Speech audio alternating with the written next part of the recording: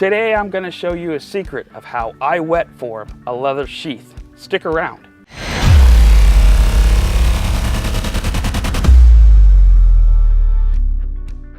Hi, it's the OCD Hunter bringing you tips, tricks, DIY hacks, and other useful ways that my OCD can help make your life a little more simpler. Leather is one of my favorite materials to hold my knives.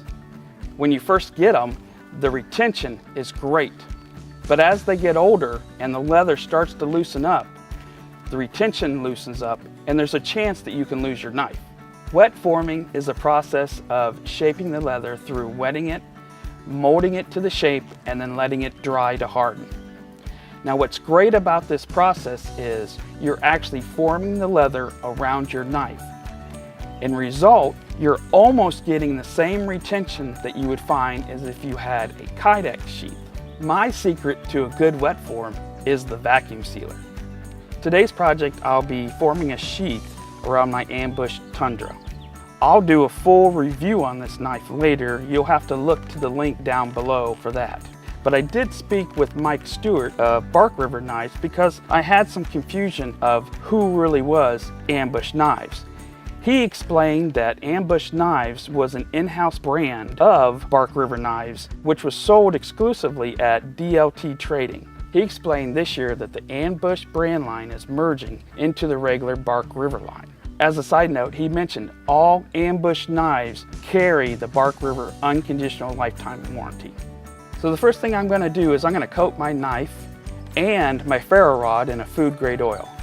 Here I'm using olive oil. Even if the blade is corrosive resistant like a stainless steel, I still do this to give me the reassurance that I'm not going to rust up my knife. I next wrap it in saran wrap real tight and set it aside.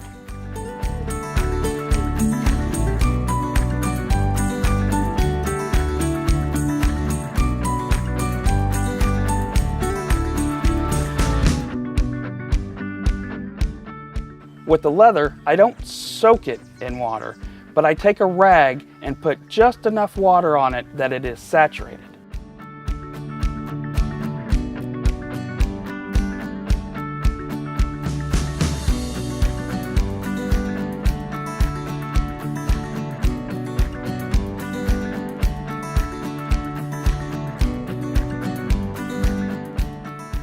Then I put in the knife and the ferro rod and begin to use my fingers to start to mold the leather around the knife. Once I got a decent mold started, I'll set it aside. I'll cut a vacuum seal bag to the right side and then seal one of the ends. Looking at the bag, there are two sides. There's a smooth side and then there's a textured side. I make sure that I put the smooth side on the top part of the sheath just to make sure that there's not any imprints left. I then put my knife with the sheath in the bag. I start to mold the sheath the way that I want the bag to pull pressure on it, and then insert the bag into the vacuum sealer. As I pull the vacuum, I continue to work the leather, encouraging it to pull the shape I started. Next, I'll let the bag sit for about 15 minutes.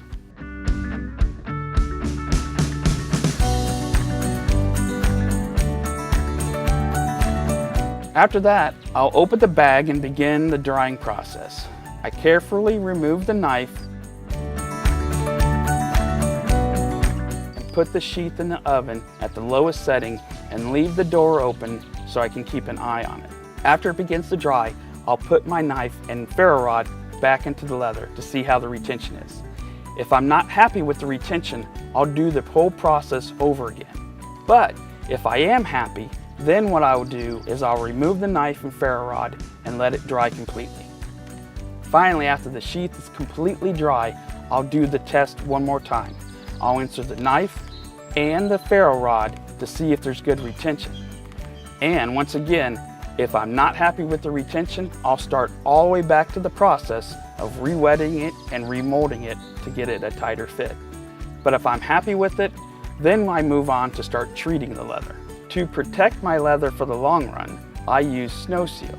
Sno Seal is a protectant made from a beeswax base. If you want to support the channel and get your own, there'll be a link down below where you can buy it. To apply the Sno Seal, you'll want to heat up the leather.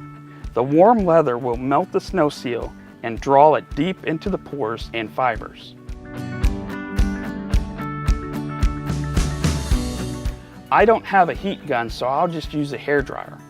Also, when applying it, you want to make sure you work it in with friction for the same rationale.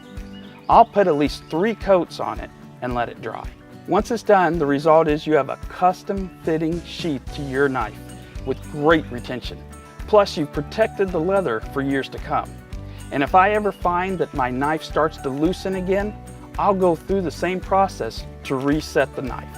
I'm the OCD Hunter, and I hope that my continual painstaking practice of changing, fixing, and improving on ideas will help you out on your endeavors. Don't forget to like and subscribe, click the bell next to the notifications button, and comments are always welcome.